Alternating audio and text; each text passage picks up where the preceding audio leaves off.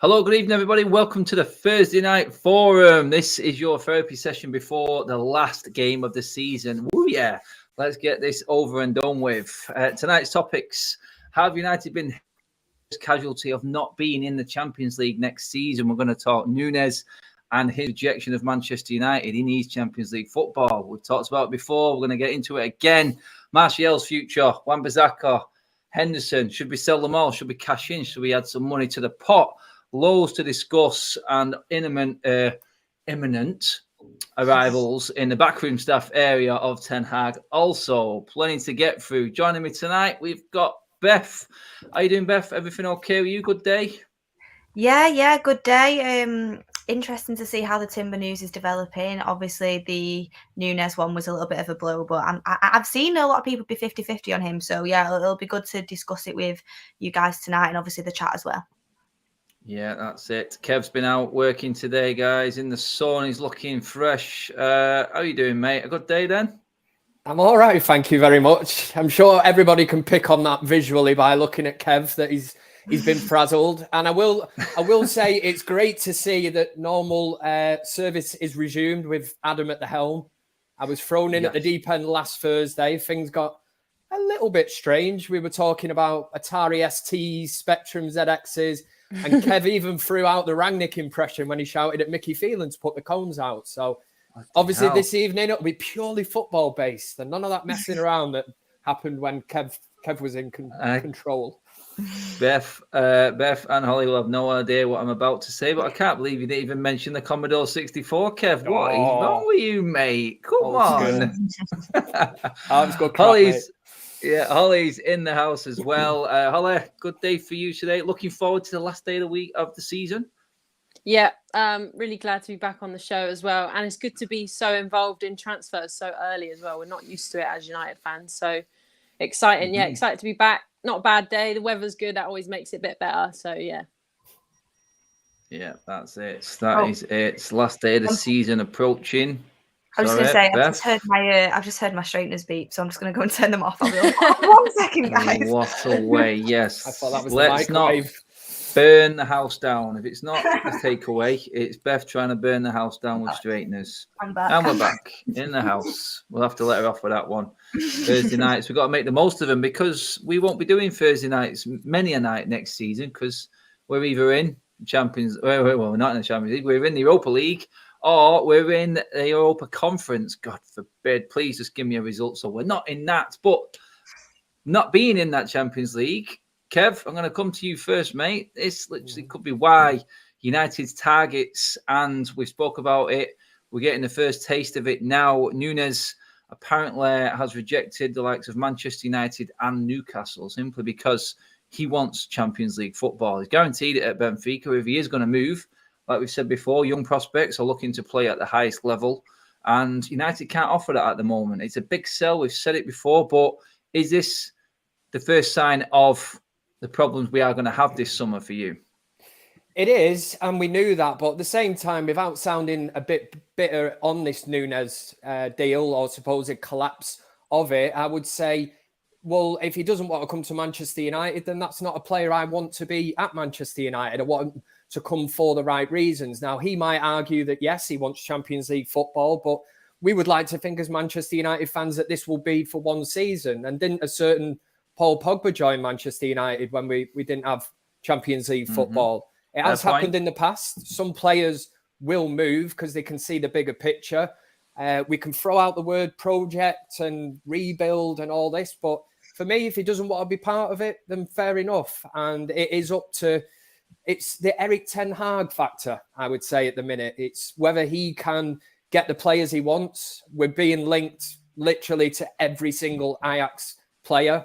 We might as well just rename ourselves Ajax for next season if we go by what the papers are saying. We're literally after their starting 11. He wants to bring the whole lot of them with him. There's some really good players that interest me that he's after. And you would then be going down the route off really and playing. It is the Ten Hag factor. It's not the Champions League. It's not even Manchester United to an extent. It really is whether Ten Hag can convince these players to come and play for him. And I think that would be a big factor in it, getting players in that he can trust, players that he knows, players that he can rely on. Because if there's one thing we know at Manchester United, looking back on this season, there's a lot of players there that you cannot trust week in, week out, and you certainly cannot rely on them. So, yeah, it is the first one that you'd look at and you think Champions League could be a bit of a problem. But for me, I want players that want to play for the manager and, more importantly, want to play for the club. So, see you, mate. Yeah. All for that. Holly, welcome to Transfer Silly Season on the United Stands. Be good to get your input on what Kev just mentioned there in terms of the player. The ones that are coming this summer really aren't there for that ride, hopefully. You know, it's there because they believe in the project now. And the project is, like Kev said, Erik Ten Hag's project. So he's going to sell them what the project is and how we move forward as a football club. What are your thoughts on that? I mean, is that the way United should be going? We've tried every other avenue, it would seem, over these past transfer windows over the years. Holly, what are your thoughts on, like what Kev said then about them actually just coming to United because of United and the Ten Hag project?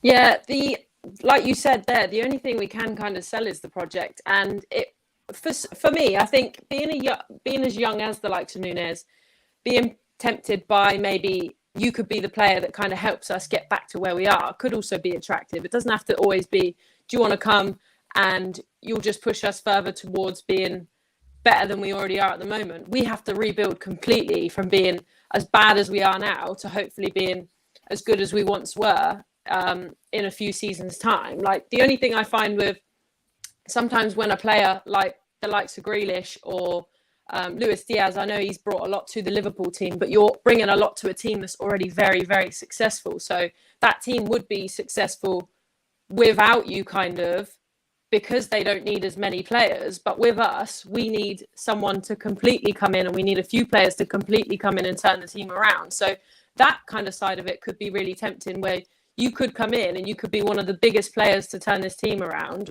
alongside others, but you could be in the number, you could be in the 11 to do that.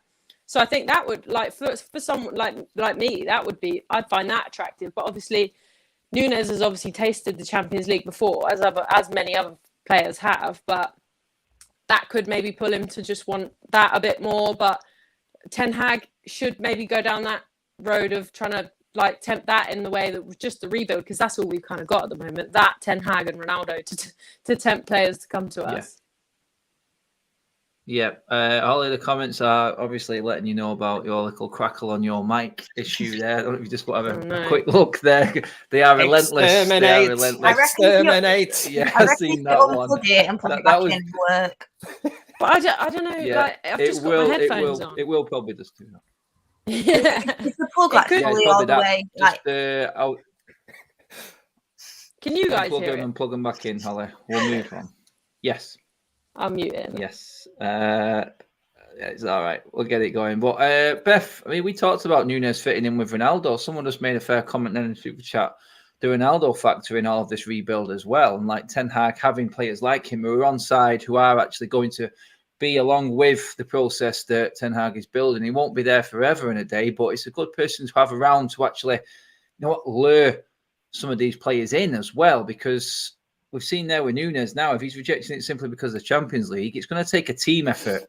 It's going to take that backroom staff that's coming in, the players that are already there, not kicking up a stink like some players are, to even put these possible targets off even more.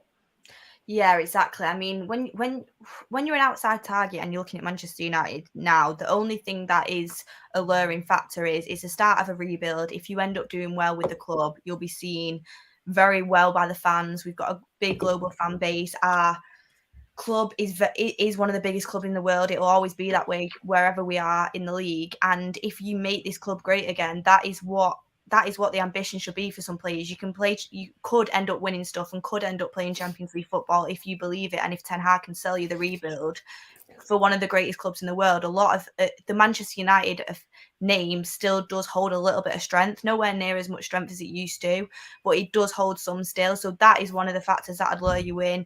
And also the fact that Ronaldo's there, getting to train with him. A lot of players, especially younger players, like he's probably been one of their footballing idols. So to be able to train with the likes of him and the experience that that would give you is definitely something that would attract the players. And yeah, it's up to Ten Hag as well to try and convince them of his coaching capabilities and the new project and where it's going to go and what direction he wants to take it. Apart from that, if you look at it as a player, worst ever season for Manchester United. Leaks coming out every week. No, we're laughable in the transfer window. We have been for quite a few years, and a lot of the other clubs around us look at us and laugh at the moment, and a lot of other fan bases. So there is a lot of things that could go wrong. It's been a career killer for a few signings that have come in. I mean, look at Donny van de Beek.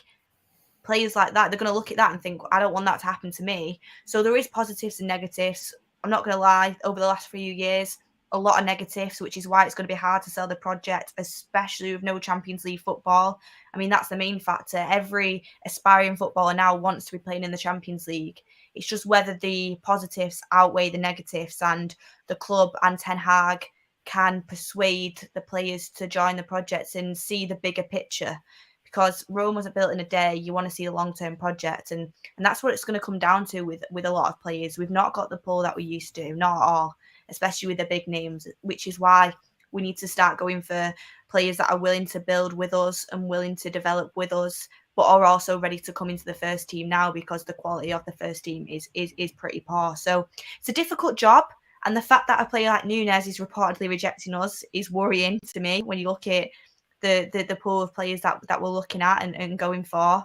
So we'll just have to see what happens, but it's going to be a hard sell, I think. Yeah, welcome to the Members Club, James Topham. If you guys did want to join the membership scheme here on United Stand, drop down in the description below. All the options will be made there on the link in the description. Special videos for members only, things like that. Have a look at that as well if you're interested. But, excuse me. Kev, coming to you in terms of like the transfer market itself and what United actually are going to have to do within. Within is a word there I would use in terms of the players that we have got at our disposal already. We're going to get into a few outings at the moment, but one player that is rumoured to be wanting out completely, and has been wanting out for a while, is Tony Martial. We spoke about him a lot. I mean, it's a case of like saying, look, Ten Hag is a coach. He is a very good coach as well as a good manager. He's got everything in there. Is this the type of manager now that you would say, whereas before you've got Mourinho, pretty much that disciplinary, not really a Martial type of manager. Van Gaal put everything on Martial, and that's why he produced the goods. Then you've got Ole Gunnar Solskjaer, who, well, we know what Ole Gunnar Solskjaer was like. He's a good man manager. He was good with people, but obviously if he's not going to play players, it's a problem. But Ten Hag could he be a manager that could turn Martial's fortunes around in the way that he works and knows, and is so personal with the players, knows everything about every single player, and it's probably why he's cancelled his holiday and has started the job early. He wants to know everything. Could this be a manager that could rekindle and save United money in the transfer window? I firmly believe that there is no doubt in Martial's ability, and I believe that a manager like Ten Hag will be having that sit down with Martial, and I think he can rekindle him. Definitely rekindle and get something out of Anthony Martial at Manchester United. I have no doubt about that. The thing with me is, you put the footballing aspects of things to one side, the talent, the attributes, what he can bring to the team. Is he a player that can improve? Yeah, without a shadow of a doubt. For me, it's the attitude of the player. And it comes down to, for starters, can somebody like me, am I able to forgive Martial for what he did was refuse to be in a squad for Manchester United? So in my eyes, as a supporter, I'm looking and going, he's refused to play for Manchester United. Whether he was included in the matchday squad or whether he was starting or whatever, he has refused to play for Manchester United. And Rangnick's come in, he's looked at that. Obviously doesn't like him. That's the reason he's been shipped out to Spain, where he's not had a great time. And the problem is, like Beth just said about the way that Manchester United is run, Manchester United have given him this contract. So who's going to take him? Who's going to offer him wages, the fee or whatever you would have to pay for him? So in a way, you're kind of stuck with him. And it sounds awful saying you're stuck with him because we know on his day he can be a fantastic player. And I do think he is one of them players that Ten Hag will certainly be getting in. And like you said, Adam, he's a player that needs an arm around him.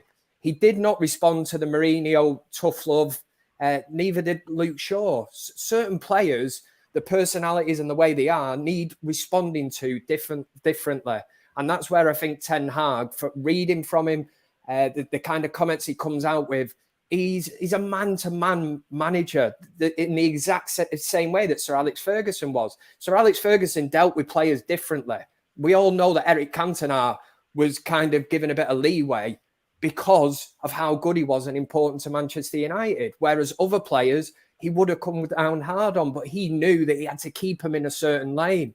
Now, whether he can get that right under Martial, he's got a great player there. And we've seen what he can do at Manchester United. So I think he will get the best out of him. It's just whether Martial can get his head around coming back to Manchester United. We know he's already said, I want to go. Where can he go? I don't understand any team that would offer him wages that anywhere near what he's on from what you've seen of him. If you look at his loan spell, you'd look and think, bit of a chance that, isn't it? It's a tough one, but I think Ten Hag would or will definitely get him in, have the sit down and be like, you are part of my plans, but I need commitment. And the attitude has to change. Yeah, I mean, Holly, obviously we know that Ten Hag is going to have a sit-down meeting with Ralph Rangnick. And like Kev just said there, Rangnick has already outed Martial for reasons not even wanting to put the shirt on or sit on the bench. Do you feel like Martial's got the characteristics to deal with a Ten Hag and the demands that he's gonna want from his teams? Yeah, I think he might. I hope my sound is better, is it, by the way? It's a tiny little bit better. We'll go with that. Okay.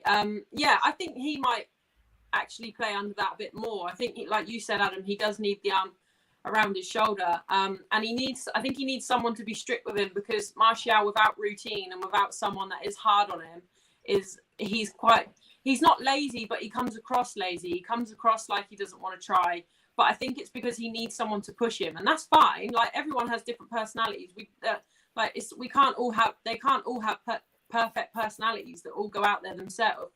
I think the likes of Rashford and Martial do struggle mentally sometimes, which is why they performed well under Ole Gunnar Solskjaer, because he was good.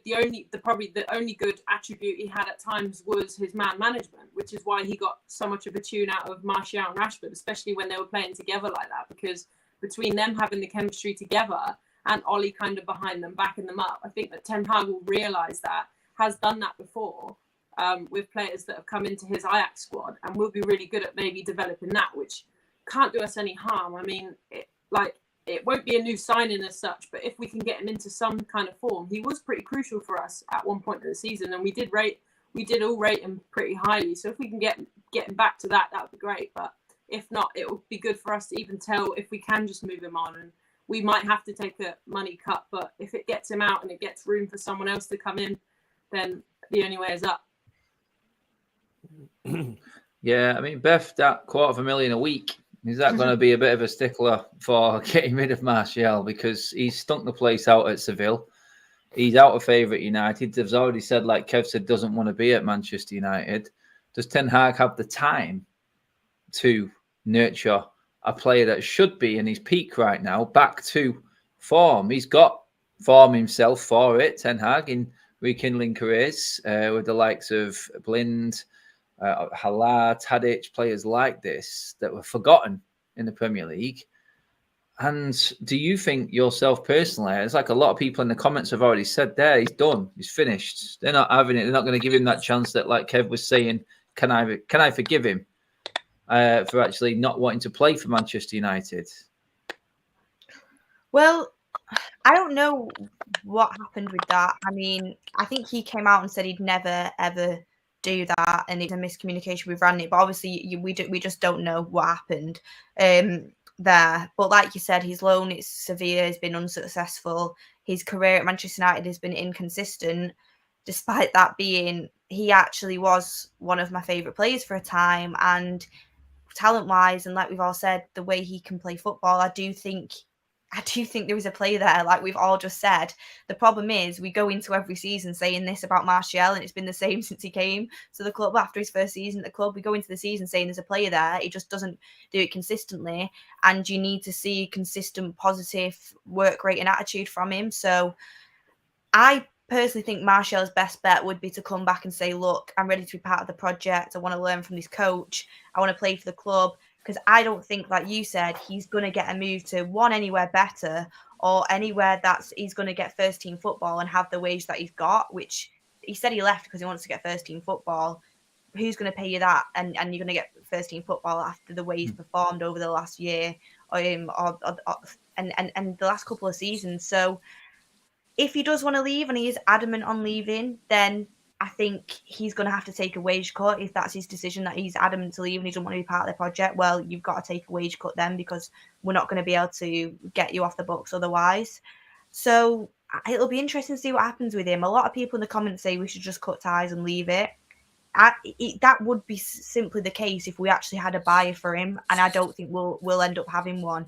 And you look at the options we've had in the forward line. Ronaldo has got us out of jail quite a few times.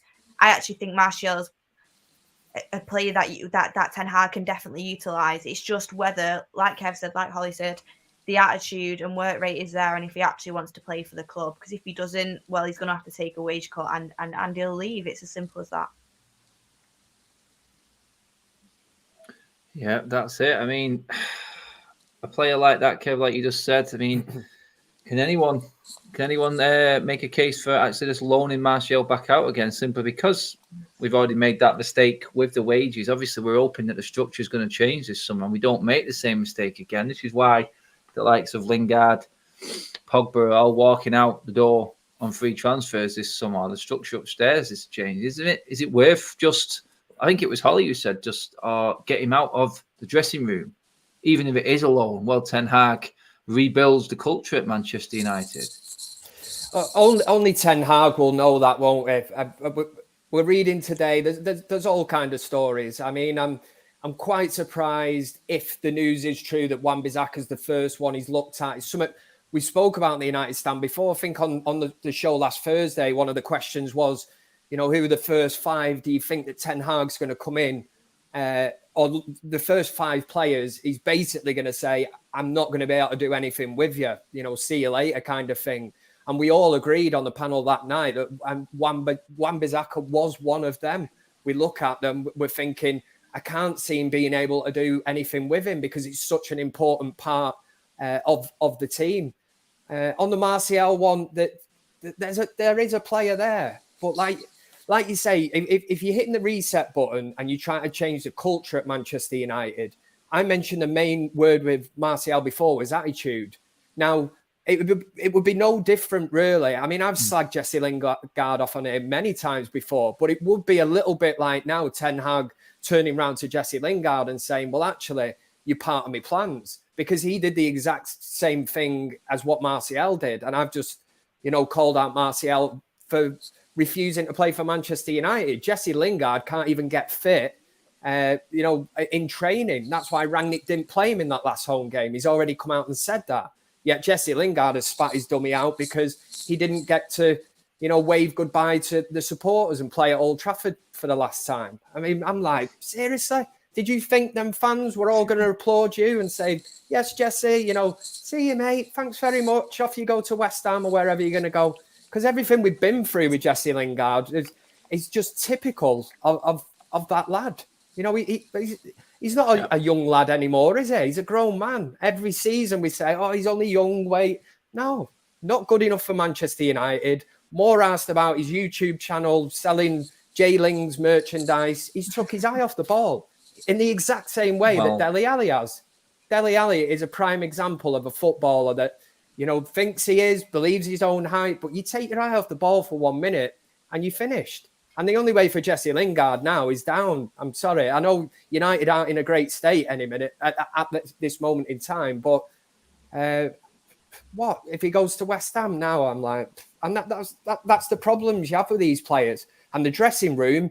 You need to get rid of these kind of players if you're going to reset the actual culture and attitude in that dressing room. It needs to start clearing players out like that. Definitely right. And now you touched on him there. He was my next player bringing along there, actually, Kevin Wan-Bissaka. I mean, Beth, we know how Ten Hag plays, and we know fullback is a key area. It has been discussed. United are willing to let Wan-Bissaka even go out on loan, like we were discussing him with Martial on Wan-Bissaka term. We're actually willing to let him go out on loan if we cannot get a permanent deal. Another player that just looks like the club are just ready to let go, have owned up in a way to making a mistake. But that fullback area for Ten Hag is key. It is as big as the centre midfield for Ten Hag, and now he goes forward with Manchester United. Wan-Bissaka did not start off too bad at Manchester United, Beth. He really didn't. Is it a case of this player hasn't got the attributes to play this system coming in, or can Ten Hag turn Wan-Bissaka around? I'm just going to say it now. I think Wan-Bissaka isn't fixable. I just feel he is that type of defender, and I don't think you can get more out of him. But is there a case for him, Beth, or is it get rid one of the worst players on the list for leaving? If you can make money, it's even more of a bonus. But effectively, he just needs to be gone from the club. Yeah, when he first came in, he suited the way we played with that back six, and he's defensive. Well, it's not even defensive capabilities, because I feel like his positioning got found out, his aerial ability got found out the more he played. I think the way he could pocket certain wingers like Sterling and Mbappe in Champions League runs and stuff like that when we were playing PSG, and we were playing people with wingers that usually were unstoppable, and he'd be able to stop them. That is where his hype would come from. But the more you watch a player play, and I also think he's different, he had a massive different form as well as that. It wasn't just he got found out. I think both happened at the same time. And I think in this system, I don't think you can teach a player at this point in the career how to have a better touch, how to have better ball control, how to move the ball up the pitch, just that technical ability that you need at the highest level. I don't think he has it. Attacking wise, he's nowhere near up to standard of the modern fullback that a fullback like Manchester United should have. I'm not saying we have any other options that are up to that standard, but I feel like the likes of Dalot definitely has more potential. And I do think, especially with the way Ten Hag plays football, he's not going to work. You need a fullback you need a modern fullback. You need a fullback that can press up the pitch, that has that confidence in themselves to get forward and get to the byline and put a cross in. Whenever I see Wan-Bissaka make an overlapping run, he doesn't even seem like he wants the ball back. He just doesn't seem confident. And I just don't think as a modern fullback he's going to make it at a top club. So if it was me, I would sell him. I don't think there's any point in loaning him out because it's not as if we're going to bring him back to the club. I would get some money for him while we can and just sell him. But I'm not saying he's a bad player. I just don't think he's at the top level and would suit our system. I heard rumours a bit about him going to Atletico Madrid. He would probably suit that style of football very well. Him going to the likes of Crystal Palace, potentially that could work out. He's less pressure at that type of club, and he has got some ability. I just don't think he's a top modern fullback that we need at the highest level. Yeah, I mean, Holly Wan-Bissaka, you wouldn't have thought he was a year ago on the hit lists, but like a lot of players this season, has fallen beyond the pecking order. Like he can't even get on the order, and I think he's one of them players that has just been completely forgotten. We spent a lot of money on him. The scouting system that brought that player in is now gone. For you, Wan-Bissaka, what we're saying, is it salvageable at all? Do you agree with Beth and Kev that just sell this player if we can? If we can't, maybe loan him out, get him out of the dressing room, make space for someone else. How are you seeing Wan-Bissaka? Is he one of the players that you'd like to see develop and maybe given a chance, like we said, with possibly Martial under Ten Hag? Or is it just you just don't see him being able to adapt to Ten Hag's system from what you've seen so far? Yeah, it's a strange one because I've always really rated Wan-Bissaka, more so when we first got him, and like there was a big comparison there at one point, even to the likes of Trent. Obviously, Trent's excelled way more than Wan-Bissaka has, but he was always. I thought when he first came in, he was really promising, but it's such a shame. I think that we've always had the players that do really excel, and they're always compared really highly, like top players in the Premier League, but none of them seem to be able to do it all in sync. And when they do fall off, they fall off massively, and they really struggle to get it back. If he can't get it back, then he has to go. It is what it is. If it seems like an issue within themselves that it is, but then you have to kind of put some blame upon the team, and it is the team that can't gel together at times. There's no chemistry within the team. Wan-Bissaka never really had a concrete winger as a partner. He was always swapping and changing, which Ollie did a lot, and Rangnick's really not really cemented that position as well. And Wan-Bissaka's been out for a lot of Rangnick's appointment, but it's just not worked out. It just hasn't, and we need to stop kind of wasting time on these players. They're not playing enough to justify staying, so they have to go. And we don't really have anyone. I think Dallow's good for now, but I don't think Dallow's a permanent option there either. I think we should really get someone in, and I don't know. Are we? I don't know if we are seriously looking at getting someone in. I'm not sure, but I think we need to in the long run, because we've seen how vital they are in the good teams, the fullbacks. So to compete, I think we need to compete, and that is the way to get through in the Premier League as well. That is such an important part of playing and getting past these low block teams that do just defend, is getting balls in. And Wan-Bissaka's distribution is awful. I like the way sometimes how he gets out of these difficult positions where kind of he can be pressed in his position and he'll get out of it, but going forward he just doesn't offer us enough, and you have to offer more, and if you're going to be a top team in the Premier League. That is it. I mean, we're looking at a few key areas. We're looking at a lot of money needed spending, and we are probably going to have to make some money from within the squad that we've already got. I mean, Kev, we talked about Wan-Bissaka there. There's rumours about Eric Bailly being possible, Phil Jones going out, what you can get for these players. But one player that we know we definitely can get money for, we was offered money last season for him, we didn't take it, is one of our many goalkeepers at this football club, in a Mr. Dean Henderson. Now, Newcastle apparently are very interested. This deal is apparently very, very close. So, Dean Henderson, for that sort of money, Kev, I don't even know if there is a debate to have within this. He is reported to be one of the leaks. I'm not saying he is. There's just a lot of rumours going around that he was one of the leaky players. But at that money that's being put out there and rumoured to be on the table, is it even a debate? Invest that into the likes of the fullback areas, like Beth and Holly have both said there. Can't really afford to miss out on these opportunities when our Newcastle, at this stage of their redevelopment in squad, is coming around for players. Make hay while the sun shines, mate. Yeah, 3 words. Show me the money. I'd be selling Dean Henderson. Apologies. I'd be selling him. If you're talking that kind of money, I know there'll be an argument to say that maybe a loan option would be better at Newcastle for a season. I totally understand that. If people want to go down that route, but at the minute, you have to say, is he better than David De Gea? And he isn't. He's nowhere. He's not in the same league as David De Gea.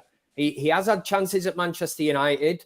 People can argue that he's not had a decent run in the team, but that's all down to David De Gea, the fact that he has kept him out. And the thing with goalkeepers, you look at the likes of Peter Schmeichel, Edwin van der Sar, they are like a fine wine. They get better with age, and I should know about fine wines. And it's true when it comes to goalkeepers, they tend to get better in their later days. So what we're seeing from David De Gea at the minute is a goalkeeper on top of his game. He's up there probably with Ronaldo as the only 2 standout players this season. You could argue could be United's player of the season. It's been a disastrous season. But on Dean Henderson, I've just never taken to him. I think when he come back from Sheffield United, I was like, fair play to the lad. He actually thinks he's better than De Gea. He was talking a good game. I just see him as a bit of a Joe Hart kind of character. You know, he gets too emotional and comes out too pumped up. And I'm like, no, David De Gea is everywhere you go, you take De Gea with you, as the song goes. And if it's not broke, don't fix it. If he wants to stay around and fight for his place in the team, again, I admire that. But you're going to be waiting a long time, because David De Gea has been absolutely fantastic this season. What has he made? The most saves in the Premier League. And that tells you everything you need to know about Manchester United at this present time. He shouldn't be subjected to that. People can argue he's conceding goals every week. Look at what's in front of him. He's got absolutely no protection. And we've seen world-class saves this season. He's the first name on the team sheet for me, David De Gea. And Dean Henderson, not in the same league, doesn't get anywhere near that team. So he has a big decision to make. Because if Man United accept the fee, then they're obviously telling you, well, listen, mate, we don't think that much of you. So if you want to head to Newcastle, off you go. Yeah, I mean, Beth, I'm not going to throw you under the bus here with this one at all, so please forgive me. But back when we were talking Ten Hag tactics before Ten Hag came in, you mentioned a certain David De Gea and if he would fit into that high line system. I mean, I've been there personally at games. At Liverpool was the key one for me, where David De Gea just does not work. If you're going to hit a shot, David De Gea works. But in a system, and if you're going to control a game, he just did not. And yeah, that's one player I think has earned his chance to be possibly developed a little bit more. I don't know if it's doable, but Dean Henderson, could he do that role for you? Or is it a case of cash in, Beth? Let's do the best with what we've got with De Gea now. He can improve that area. I mean, if he's confident enough in his area, can we coach him to be that type of goalkeeper? Because Joe Hart was good when Pep Guardiola went into City, but he got rid of his keeper and his back four and changed everything up, and it was uproar. Are United fans going to have the patience if Ten Hag leaves out a favourite? Do you think he can improve him? And do you get rid of Dean Henderson at that price? Is it just too good to say no to with what we need to invest in the rest of the squad right now? Only a shopping list, Beth. Go for it. For me, I think, like we all agreed, I think David. Let's go Henderson or De Gea. Henderson or De Gea? Moment, Which one for you works best with Ten Hag? Well, at the moment, I think De Gea has been the better keeper, and it's just depending on what style Ten Hag is going to play, if he's going to adapt his Ajax system. For me, despite how good De Gea has been, which he has been a very good player for Manchester United this season, he often is when we have our worst seasons. He often is a good player then.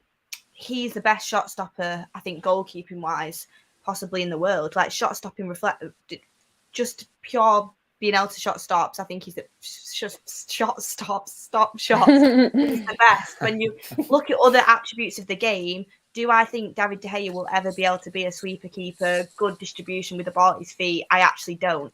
Do I want him to change my mind? 100%. Would I get rid of De Gea and let Henderson play next season? No, I wouldn't do that, because I think De Gea has earned the right to at least be given a chance under Ten Hag. Definitely, 100%.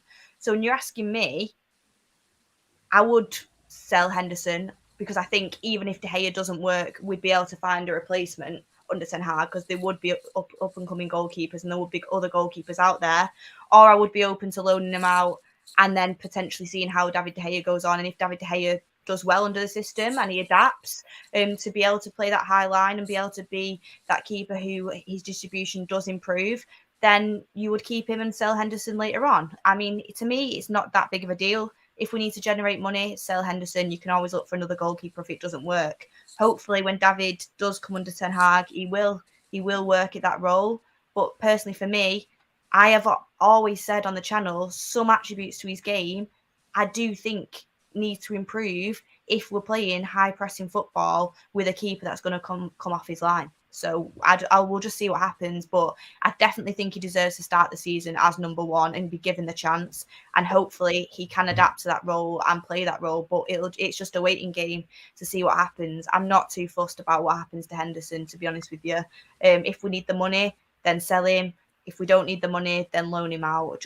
I I just think he should leave the club though this year, whether it is loan or being sold, because I mean he needs to be playing first team football, and David De Gea clearly is still the number one. Yeah, I mean, Holly, would we miss Dean Henderson? That's the key question in all of this.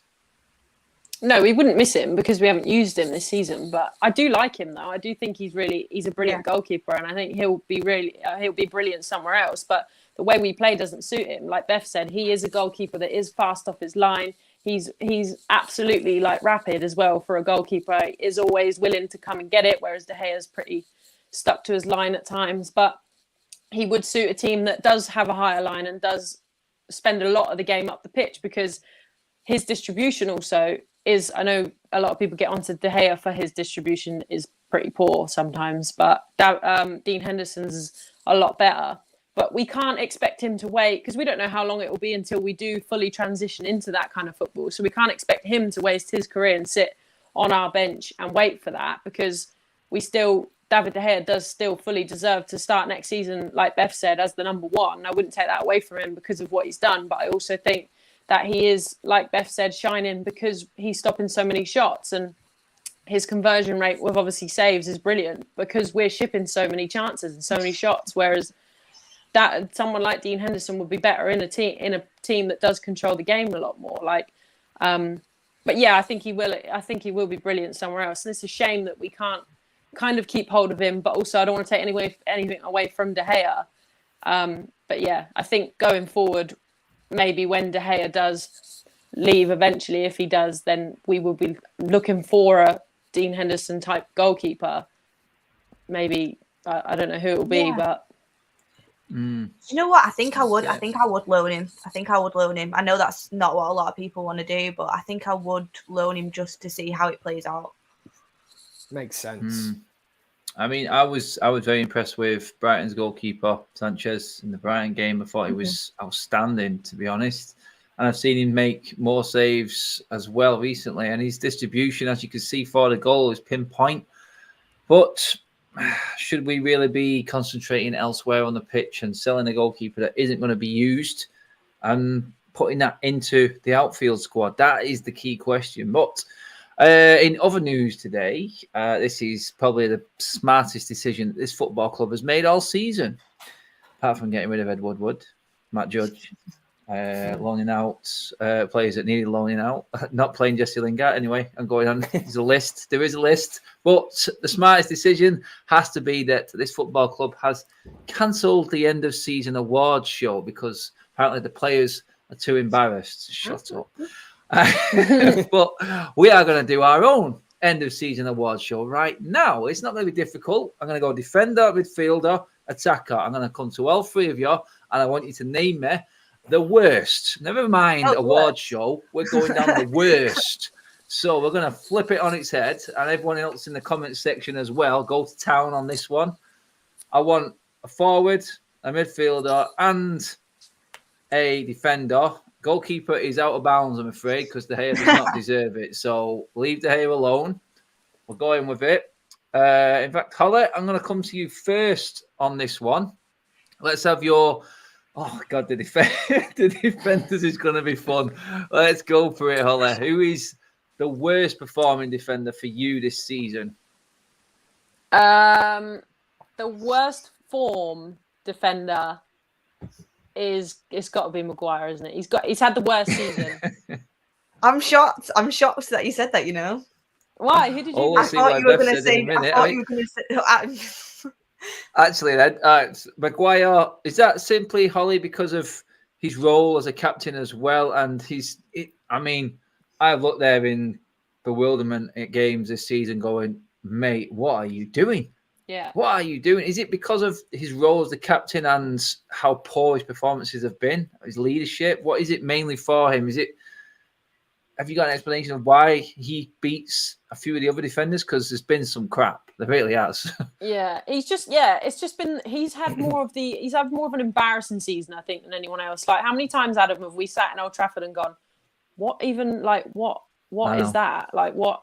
And there's been so many near misses as well, where he's gone and conceded a challenge, or he's gone in too early for a challenge and completely left the back wide open. Like, I just don't get what go through his head sometimes. And I think he's had a mare of a season really, and he's not been great, and he's not done much to kind of turn it around. Like, I know it's pretty harsh because he is our captain, but that as well, he's not been a great captain this season, I think. And all the issues at the beginning, we heard that he wasn't happy Ronaldo come in, and it's just been a bit of a mare for him. So, yeah.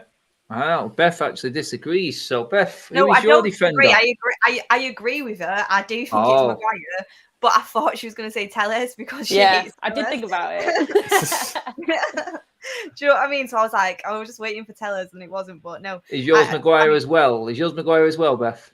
it is. But Tellez is up there for runner-up. Yeah, I'm not gonna Tellez lie. is very close second. Yeah, for all the reasons that Holly just stated, I completely agree with. He's not only is the captain, so more focus is going to be on him. I think he's been a terrible captain this year, and I think I've like you said, there's been so many times you've watched and you think, wow, how can it get worse? And it does. And his lack of pace has cost us. His positional ability has been horrendous. The way he organises the back line has been bad. I mean, I think he needs to massively write this season off and train very hard over the summer and think about how he's going to come back. Yeah. That video. Sorry, Adam. That video of Maguire in England training when they're doing the rondo and he just takes the Henderson. ball. That just sums up his season for me. That's just what I think of when I think of Maguire. Now I think of that. Yeah, Kev, I think I can speak for the rest of the United stand crew in terms of the majority vote of it being El Slabitano, El Capitano, whatever you want to call him. Where are you going, Kev? Is it, in fact, like the girl said there, it's just too much to ignore? He's had an absolute mare. Is there anyone else, though, for you? I would have probably said it was I was going to start just by saying no further comments, Your Honour, but I was going to say Aaron Wan-Bissaka. Oh, yeah. Possibly, because I think he's definitely gone backwards this season. Really, really disappointed, but I can't argue. It's got to be the fella with the big head, as I always call him. It has to be. And it is for a multitude of reasons. You've touched on some things for this season, and I think this is it is our club captain, supposed to be leading us into battle. I think of the criticism he's had, which I think is fair. The likes of Roy Keane, who knows what it is to captain a winning team at Manchester United. We remember him being quite damning on Harry Maguire. How's Harry Maguire respond to that? Scoring against Albania or whoever it was, I can't even remember. Cup in his ears, right, you know, mate. say, You got it.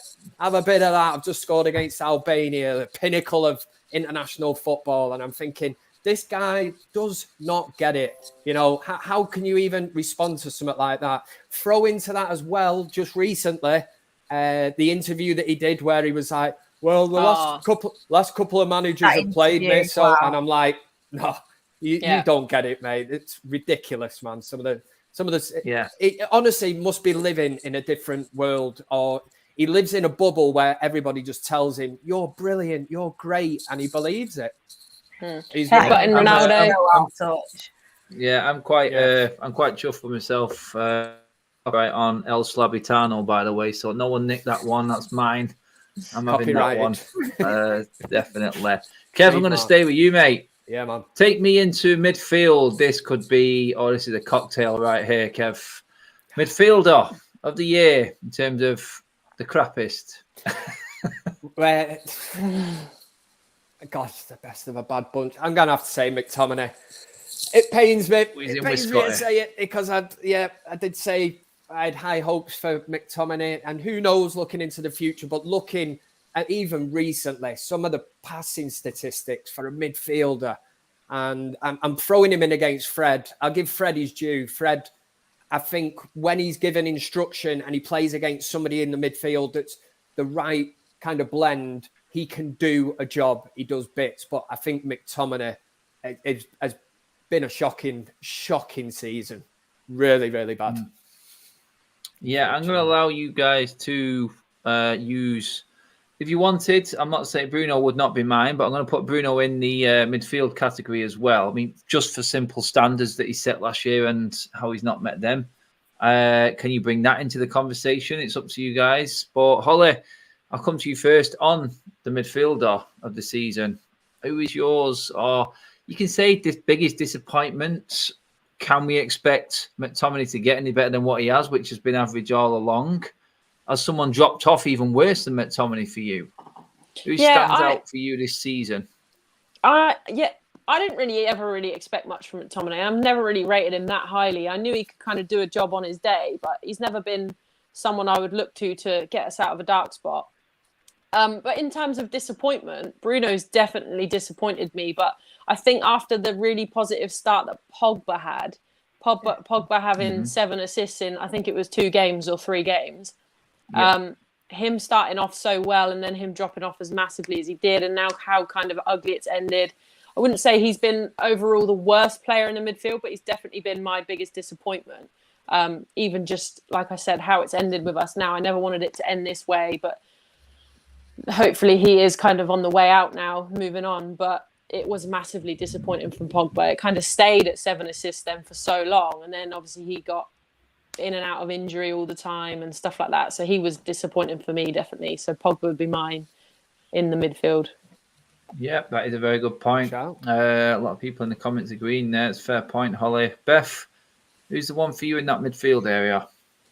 To be honest, both of what Kevin and Holly said, I completely agree. I think as an actual player, I think McTominay's been the worst this season in midfield. But like you said, you don't expect much from him anyway. I think when it comes to producing for the team and giving the most contribution for the team, I think he's contributed virtually nothing, to be honest, all season. I'm not going to lie. And his passing hasn't been good. And then, yet when he's CDM, I don't understand what he does, to be honest with you. It's been a disappointing season, I think, for him. But I agree, when you look at ceiling and you look at how you expect players to perform and the talent that they've got, I think if I had to pick one, I would also say Pogba. I think you expect so much from a player like Pogba, and you know the talent's there. And the rumours that have gone on outside the club, in and out, I know it's not his fault that he's injured, but there's always this injury every single year. He's out for quite a majority of the games. He's never consistently playing for us. And as well, when he does play for us, it's rare that he has a game where he lives up to his talent. And I'm again a fan of the way Pogba plays football, but you only see it every so often, and it's just not good enough. And I think in the low moments, he's not really produced like a player should of his ilk and his quality. I mean, you could say a lot for our midfield. I think our midfield overall has been absolutely terrible this year. I mean, Bruno is not, for me, not going to be someone that I would put in that category, but he certainly could be if our midfield wasn't as bad as it has been this year. Like, it's been a very, very bad year for Manchester United's midfield, to be honest with you. But at least with Bruno, you can say he turns up every single week and puts a shift in for the club, which is actually at the point where we're at right now. Like, because that is the point where we're at, isn't it? But that's what you're recording. It is right. This forward line is an obvious candidate straight away. See if anyone picks up on this one. But I mean, it goes beyond performance, I suppose, in the forward line. Really, this has been the best and worst area of Manchester United's team, I would say, within different players. Beth, continue on. Who has been that forward? Is it that obvious? Yeah, I mean, again, a player that I really like, but he's been terrible this season, and just he's got to be Rashford for me. And like, I don't like to say it because a lot of people on the Rashford bandwagon now, and he's getting a lot of stick from the fans, but he's nowhere near been good enough for his talent, for Manchester United player. And it's been a really, really low season for him, especially the end of the season. So for me, it would be Rashford, yeah. Yeah, I'm just going to put mine straight out there and say, yeah, Rashford, you've been terrible, but you got a lot more on Mason this season, mate. So I would, Mason would be my worst player this season. I thought when you said obvious, I thought you meant Rashford. Yeah, no, that is quite obvious, and that's why it's so disappointing. I didn't know we were including that name. Oh, sorry. Yes, yeah. Me neither. It just goes to show, though, exactly how bad the season has been in terms of what we're looking at as players, Holly.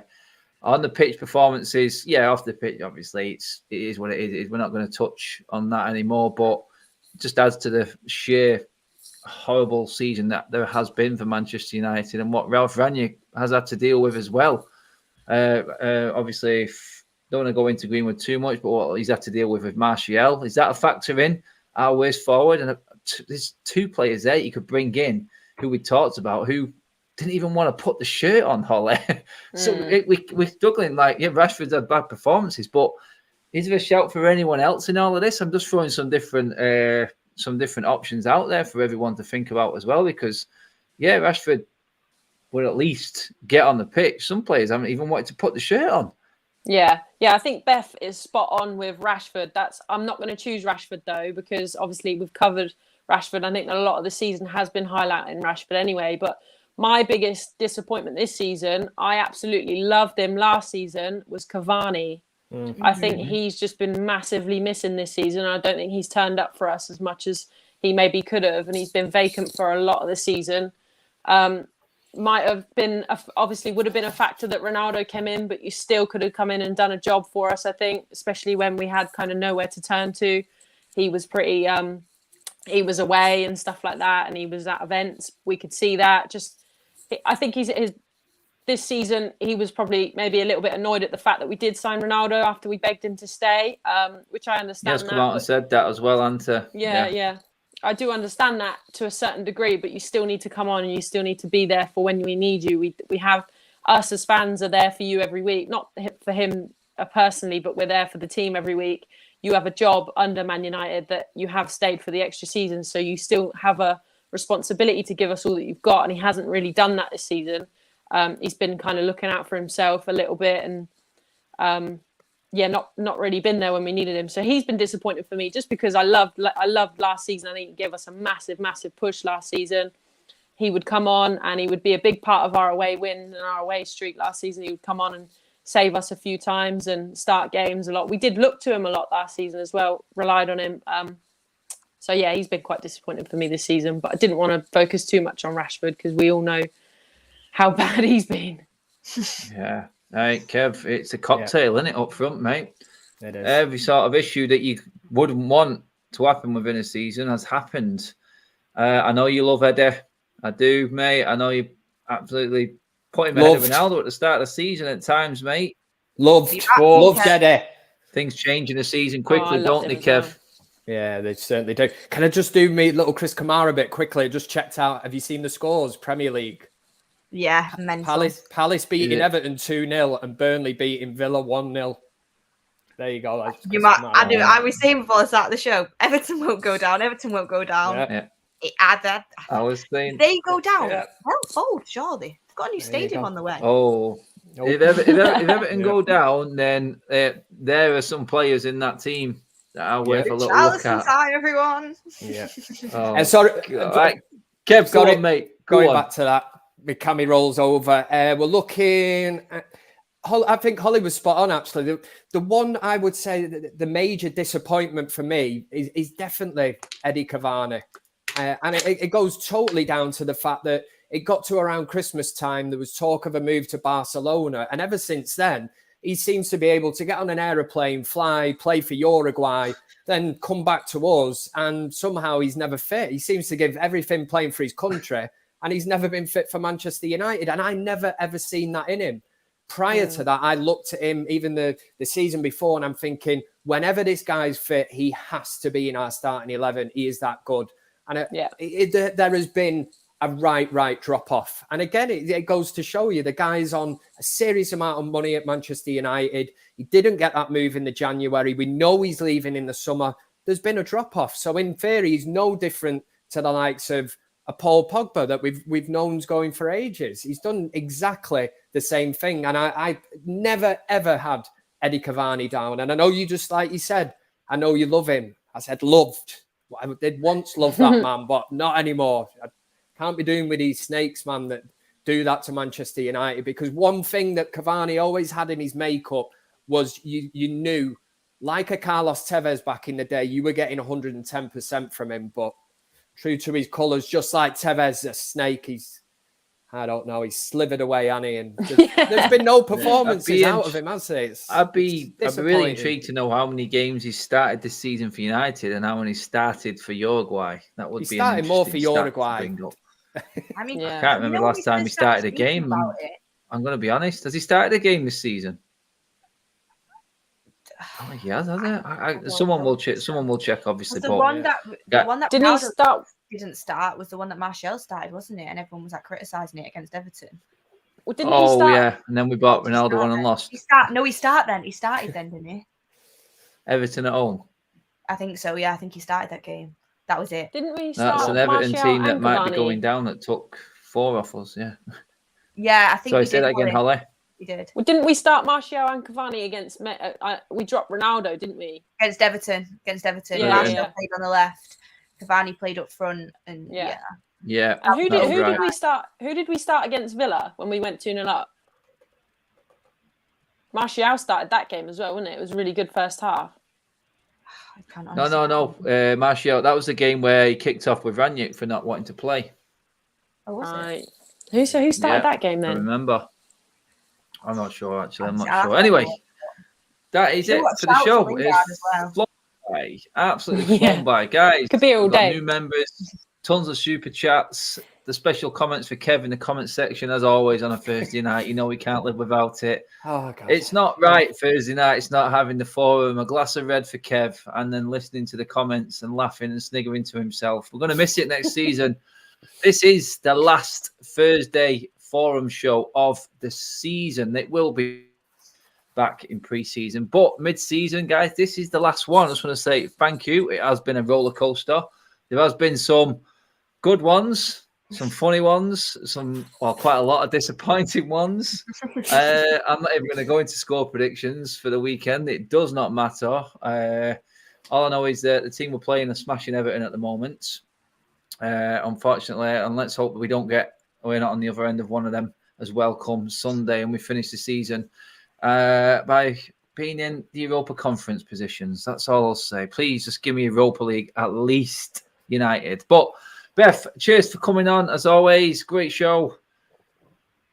It would honestly sum up the season, wouldn't it, if we ended up getting Europa Conference? I mean, it's still a possibility, but yes, great Sunday shows this year, everyone. Thank you, everyone, for tuning in. Obviously, they're going to continue throughout the transfer window, but next season we won't be having a Thursday forum. We'll be having a little Europa League party outside Old Trafford, so looking forward to that. But yeah, thank you obviously for having me on, and yeah, hopefully we get the win on Sunday.